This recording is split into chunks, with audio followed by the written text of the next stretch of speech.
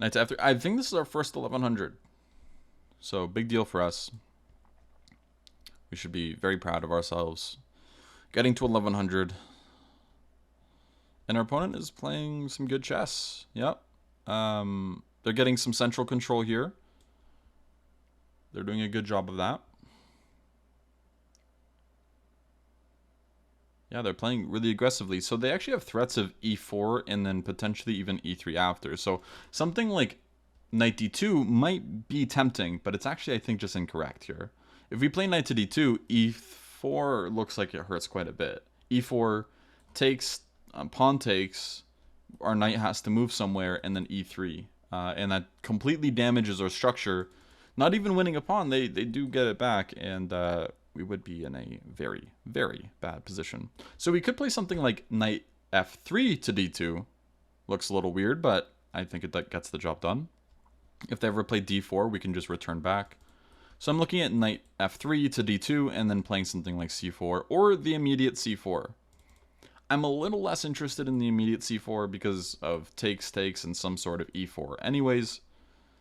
But it actually doesn't look that bad either. We could play knight g5. And if bishop f5, we do have knight c3. So c4, d takes, queen takes d1, rook takes d1. If e4, then knight to g5, bishop to f5. If they ever play e3, our bishop's there, so we would go up a pawn. Of course, our structure would be damaged, but we're up a pawn there.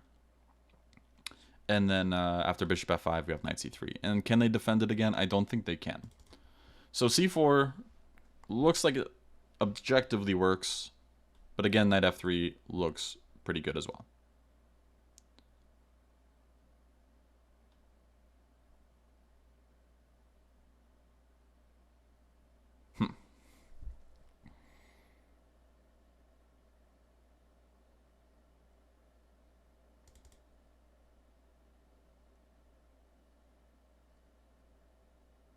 What about knight c3?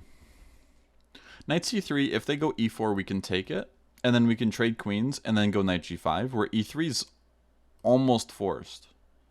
It practically is forced, because we would be winning a pawn otherwise. And then we can just take it, go for the exchange, but we get kind of a bonus. And if they go d4 here, that's not really something they want to do, because e4 is not really playable anymore. So I'm going to go knight c3. And my idea here is actually to go e4. Yeah. Is this correct? I'm not sure. I'm not sure if this was 100% correct. We'll have to see. But now we're getting our normal King's Indian setup. And it feels like we got a really good version of it. Because their bishop on c5 is misplaced. Makes c5 harder to get. And, well, we're getting in moves like f4. Looks like pretty quickly. Do we play knight h4? Or do we play something slower like h3? h3 is always a consideration to prevent knight g4 to e3. Knight h4, if they go g6, then we get f4 and... Yeah, I like knight h4. And the idea of knight h4 is, if we need to, we can play knight f5 and even sacrifice a pawn for it. Here, I don't think it matters. I think I want to just go for f4. And f5 is a threat, so they don't have time for knight g4. I just go f5.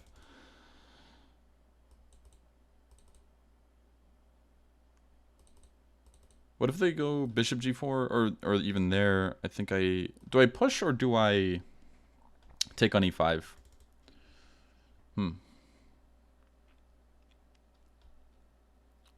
I don't know if I want to take on e5. I think I want to keep things closed. So I'm going to play f5 here, forcing the exchange. Which I will take with the knight to make knight g4 to e3 even less tempting. And now I want to go h3, g4. And then knight g3. And we're actually getting a normal King's Indian defense attack. King's Indian defense attack, which is kind of funny to say. But we're getting a King's Indian attack here where essentially the big thing that our opponent wants to go for, which is c5, c4, is very far from being played. Why is c5, c4 what they want to do? So when we look at just where the space imbalance is, because there is an imbalance of space. They have more, they have a pawn on d4 and e5, whereas we have a pawn on d3 and e4, right? They're not symmetrical because they have more space. What looks like in the center and facing the queen side. And because it's facing the queen side, they want to play on the queen side. So a6 is playing on the queen side. It's a little slow though. I would say I want to play something like knight d8, bishop e7, c5, and b5, c4. Ooh, b5, c4. Because if they can open lines, then all of a sudden we see like, just imagine the pawn gets to c4, takes on d3. Then d3 can become weak, right? You can imagine some like knight b4, queen b5s attacking the pawn, and it's not really comfortable to defend it. Whereas we don't really want to play on this side of the board. It doesn't make sense, like a3, b4. Wow, that's a move. That is actually a good move. It looks like, because they can play d3 check at the end of the day, I believe. Can they, though? I don't think this works. What if I go bishop e3 here?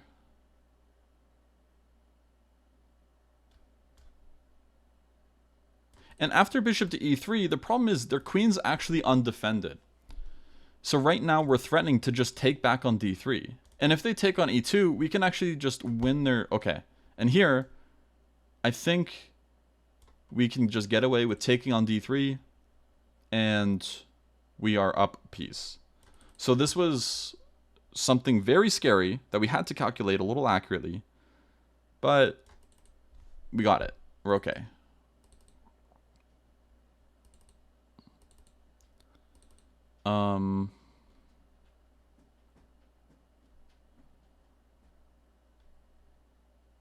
Let's go here. Force an exchange.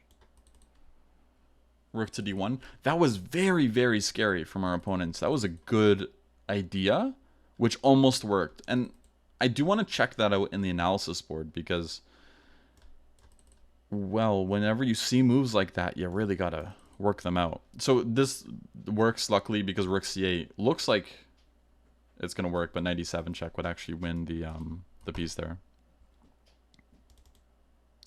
So I could play rook c8 now, and this forces exchanges. Knight e7 check would pick up the rook. This is like a tactical way to force exchanges in a position. And it's always worth checking out your tactics, just working on your tactics for these types of things, because that was a strategic concept that we just did there with rook c8, sacrificing the rook temporarily and then winning it back.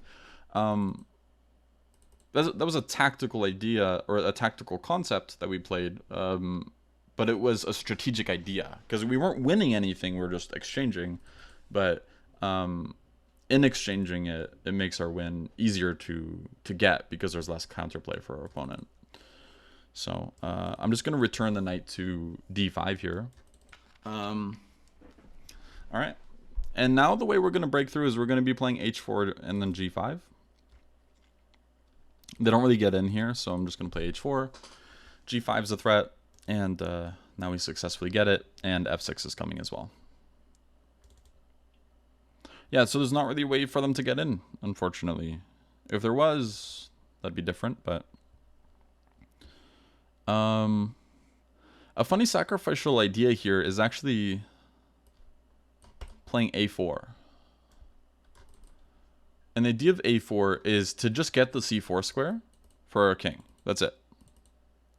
Now we're threatening king b5, but we're also threatening moves like f6 in the position.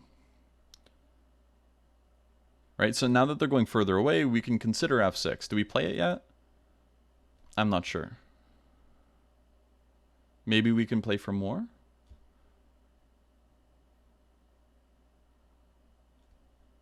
So, okay, if I play f6, takes, they do have some pressure with this pawn. But can they catch this pawn in time anyways? So king d7, e7, f7, and e7 and e8 are covered. So they actually can't catch the pawn, because these two squares are covered. Now, After king d7, f7, they can go to e6, but of course we promote. So this doesn't work. So here, again, if we just visualize our knight and our pawn are doing all the hard work here, both squares are covered. We're going to promote, and this is just going to end up in checkmate here.